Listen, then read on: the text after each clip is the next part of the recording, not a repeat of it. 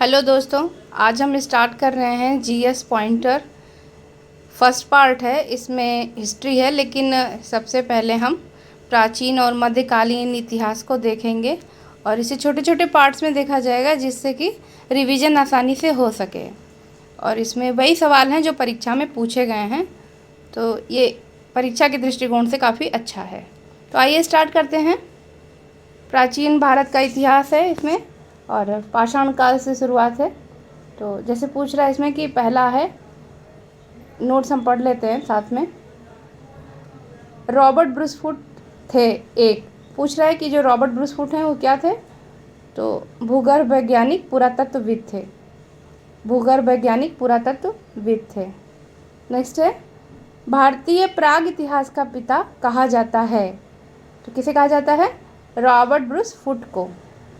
अब हमें कथन कारण के रूप में भी सवाल देखने को मिल सकता है या स्टेटमेंट के रूप में मिल सकता है। जैसे मान लीजिए पूछ लिया कि कथन है कि रॉबर्ट ब्रूसफुट एक भूगर्भ वैज्ञानिक और पुरातत्वविद थे। दूसरा, भारतीय प्राग इतिहास का पिता कहा जाता है। फिर पूछा जा सकता है कि केवल एक सही है, दो सही है, या एक और दो दोनों सही है।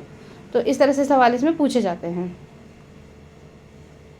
नेक्स्ट, कोपेनहेगन संग्रहालय की सामग्री से पाषाण, कांस्य और लौह युग का त्रियुगीय विभाजन किया था। कोपेनहेगन संग्रहालय की सामग्री से पाषाण, कांस्य, लौह युग का त्रियुगीय विभाजन किया था। तो किसने किया था? थॉमसन ने। पशुपालन के साक्ष्य सर्वप्रथम मिलते हैं। कहाँ पर मिलेंगे? मध्य पाषाण काल में। पशुपालन के प्रमाण जहाँ से मिलते हैं वह स्थान है आदमगढ़। मध्य पाषाण काल में पशुपालन के प्रमाण जहाँ से मिलते हैं वह स्थान है आदमगढ़। लेकिन पशुपालन के साक्ष्य सर्वप्रथम कहाँ मिलते हैं? वह है मध्य पाषाण काल। ये दोनों अलग अलग है। नेक्स्ट है, चौपानी, मांडो, काकोरिया, मैदहा, यमसराय नाहरराय स्थलों में से हड्डी के उपकरण प्राप्त हुए हैं। तो कहाँ से प्राप्त हुए हैं? मैदहा से। कहाँ से प्राप्त हुए? मैदहा से।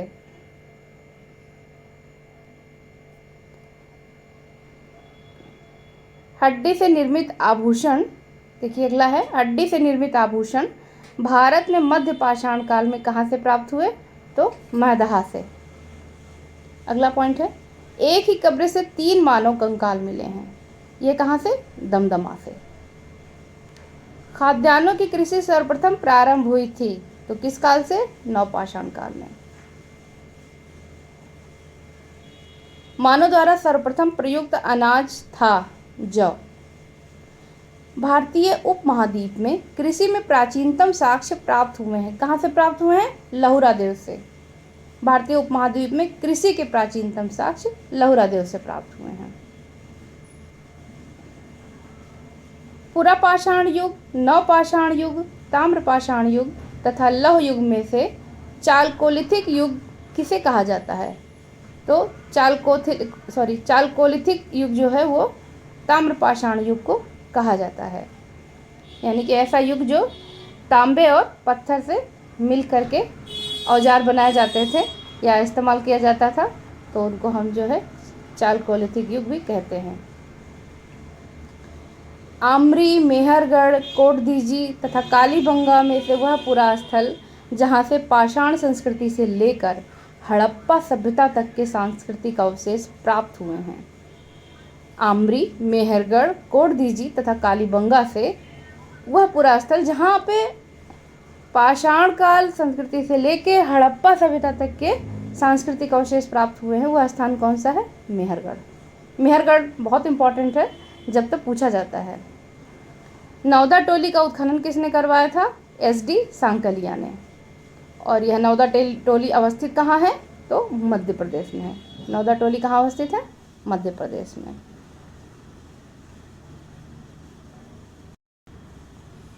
बृहद पाषाण स्मारकों की पहचान की गई है। जो बृहद पाषाण में स्मारक मिले हैं उनकी पहचान किससे की गई है? मृतक को दफनाने के स्थान के रूप में। किससे की गई है? मृतक को दफनाने के स्थान के रूप में। राख का टीला, बुधिहाल, संगनकल्लू, कोल्डिहवा तथा ब्रह्मगिरी में से जिस नवपाषाणिक स्थल से संबंधित है वह है संगनकल्लू। भीमबेटका प्रसिद्ध है गुफाओं के शैल चित्र के लिए। भारत में सर्वाधिक शैल चित्र कहाँ से प्राप्त हुए हैं? तो भीमबेटका से। अजंता, भीमबेटका, बाघ तथा अमरावती में से वह स्थल जो प्रागैतिहासिक चित्रकला के लिए प्रसिद्ध है, तो भीमबेटका।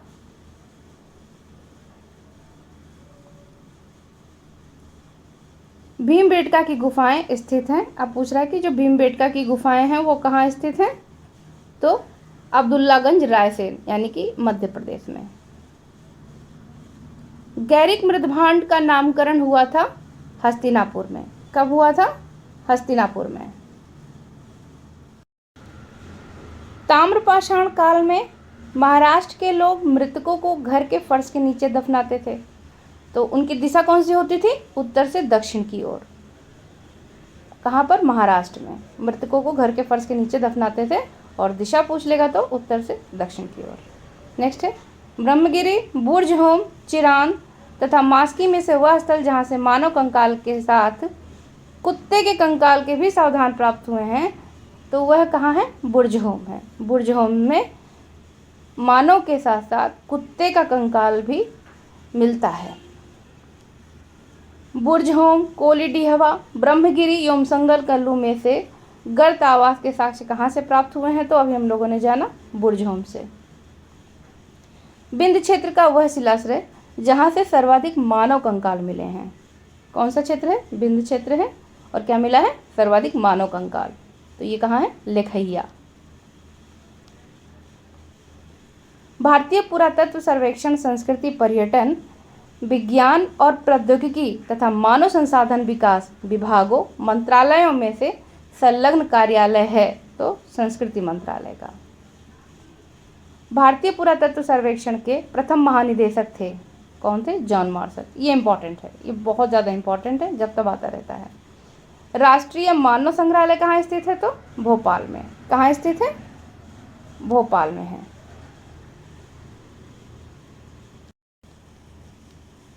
सिंधु सभ्यता एवं संस्कृति। मानव समाज विलक्षण है क्योंकि वह मुख्यतः आश्रित होता है, किस पर आश्रित होता है? संस्कृति पर। हड़प्पा संबद्ध है सिंधु घाटी सभ्यता से। सिंधु सभ्यता संबंधित है आद्य ऐतिहासिक युग से। आद्य ऐतिहासिक युग क्या होता है? जिसमें लिखा तो गया है लेकिन अभी वह पढ़ने योग्य नहीं है, इसलिए से उसे आद्य ऐतिहासिक युग की श्रेणी में रखा जाता है। सिंधु घाटी की सभ्यता गैर आर्य थी क्योंकि वह नगरी सभ्यता थी। सिंधु घाटी सभ्यता को आर्यों से पूर्व के रखे जाने का जो महत्वपूर्ण कारक है वह मृदभांड है।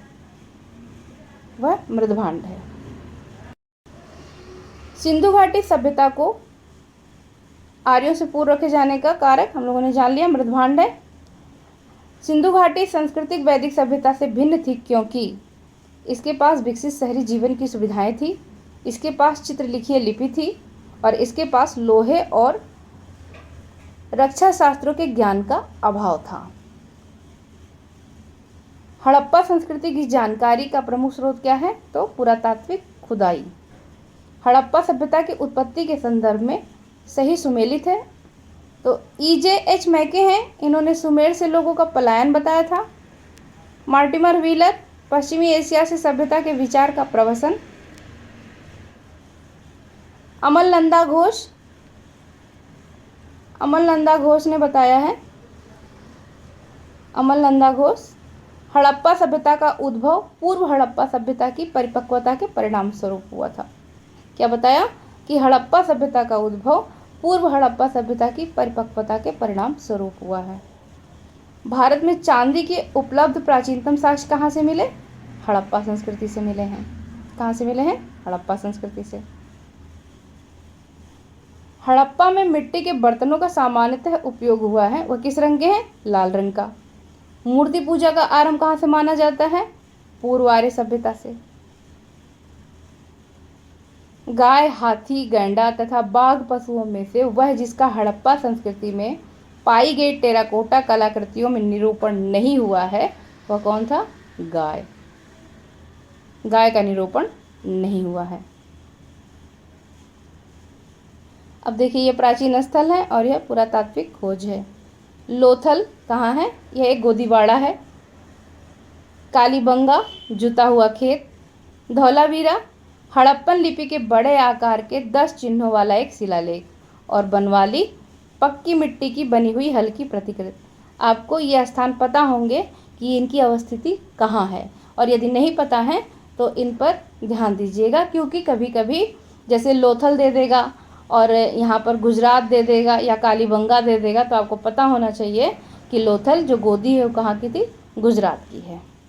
ऐसे ही कालीबंगा कहाँ की है, धौलावीरा कहाँ की है या बनवाली कहाँ की है, तो इसे एक बार आप लोग ज़रूर देखिएगा।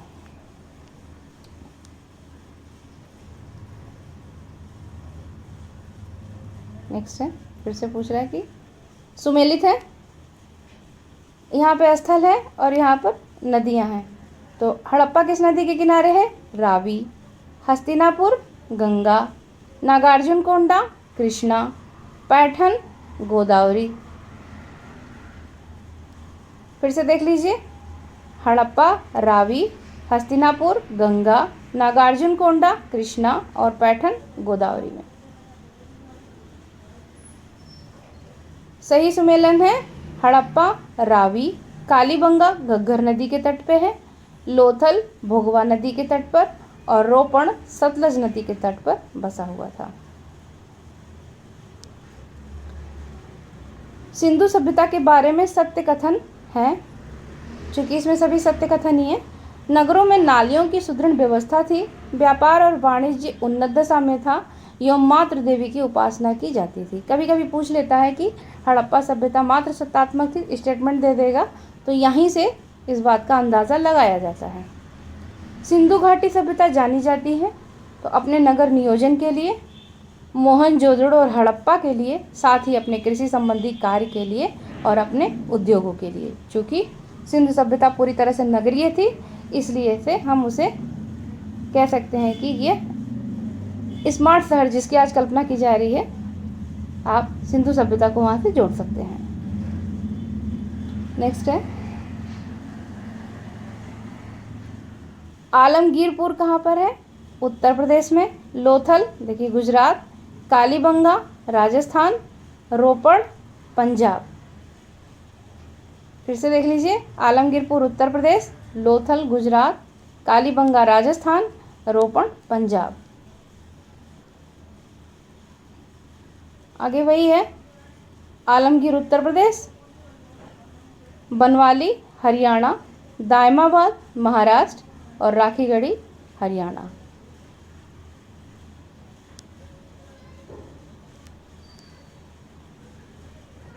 हड़प्पीय स्थल है, मांडा कहाँ पर है? जम्मू कश्मीर। लेकिन याद रखिएगा, अगर यहाँ पर मांडी होता तो ये यूपी में है। मांडी कहाँ पर है? उत्तर प्रदेश में। कालीबंगा राजस्थान, राखीगढ़ी हरियाणा। राखीगढ़ी को पूछा गया है। हड़प्पा संस्कृति के सिंध में अवस्थित स्थल हैं। हड़प्पा संस्कृति के सिंध में अवस्थित स्थल कौन कौन से हैं? अभी हम लोगों ने देखा है, मोहनजोदड़ो, चन्नुदड़ो, आमरी, कोटदीजी और अलीमुराद। चन्नुदड़ो के उत्खनन का निर्देशन किसने दिया था? तो J.H. मैके ने। चन्नुदड़ो के उत्खनन का निर्देशन किसने किया था? J.H. मैके ने। कालीबंगा, हड़प्पा, लोथल एवं आलमगीरपुर में से सिंधु घाटी सभ्यता का वह स्थान जो अब पाकिस्तान में है, तो कौन सा है? हड़प्पा। हड़प्पा कहाँ है? पाकिस्तान में है। रंगपुर, जहाँ हड़प्पा की समकालीन सभ्यता थी, वह कहाँ है? सौराष्ट्र में, आधुनिक गुजरात। सौराष्ट्र में, आधुनिक गुजरात में है। दधेरी एक परावर्ती हड़प्पा स्थल है, मतलब कि पूरा स्थल है, तो यह कहाँ पर है? पंजाब में। हड़प्पा, मोहनजोदड़ो, लोथल में से सिंधु सभ्यता का वह स्थान जो भारत में स्थित था, तो कौन सा है? लोथल। कहाँ पर? गुजरात में। वह हड़प्पीय नगर जिसका प्रतिनिधि लोथल का पुरातत्व स्थल करता है, वह कहाँ स्थित था? भोगवा नदी पर। सिंधु घाटी सभ्यता का पत्तन नगर था लोथल। सिंधु घाटी सभ्यता का पत्तन नगर लोथल है। सिकंदरिया, लोथल, महास्थानगढ़, नागपट्टनम में से वह जो हड़प्पा का बंदरगाह है तो लोथल। कालीबंगन, रोपण, पाटलिपुत्र तथा लोथल में से वह जो सिंधु घाटी की सभ्यता से संबंधित स्थल नहीं है तो कौन सा है? पाटलिपुत्र। भारत का सबसे बड़ा हड़प्पन पुरास्थल कौन सा है? राखीगढ़ी। भारत का सबसे बड़ा राखीगढ़ी है और जबकि हड़प्पा सभ्यता का सबसे बड़ा मोहनजोदड़ो है। कंफ्यूज बिल्कुल मत होइएगा, अगर हड़प्पा सभ्यता पूछता है तो मोहनजोदड़ो और यदि भारत का पूछता है तो राखीगढ़ी। सिंधु घाटी सभ्यता के लोग विश्वास करते थे मातृशक्ति में। सिंधु घाटी के लोग पूजा करते थे मातृदेवी की, पशुपति की, लिंग एवं योनि की, पशुओं की और नागों और वृक्षों की। सिंधु घाटी सभ्यता को खोज निकालने में जिन दो भारतीयों का नाम जुड़ा है वे कौन से हैं? रखालदास बनर्जी और दयाराम साहनी। रखालदास बनर्जी मोहनजोदड़ो की खोज के लिए जाने जाते हैं तथा जो दयाराम साहनी है वो हड़प्पा की खोज के लिए। याद रखिएगा, रखालदास बनर्जी और दयाराम साहनी। कंफ्यूज मत होइएगा, कभी कभी सुमेलित करने को भी दे देगा।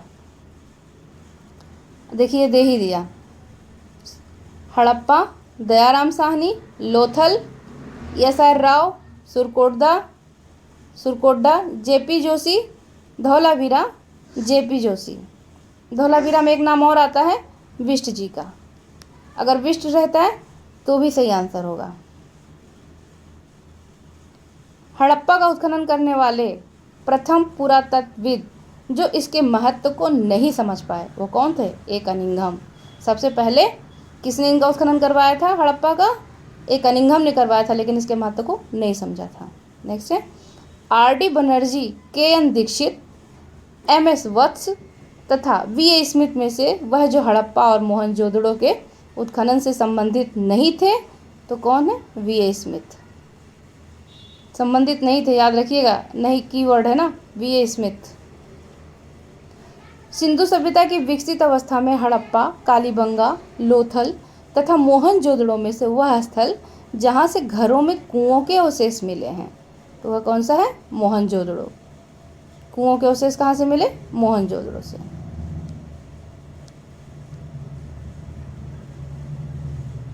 सही कालक्रम है नगर संस्कृति, लोहे का हल, आहत मुद्रा और सोने के सिक्के। ये क्रम में ही है, देख लीजिएगा।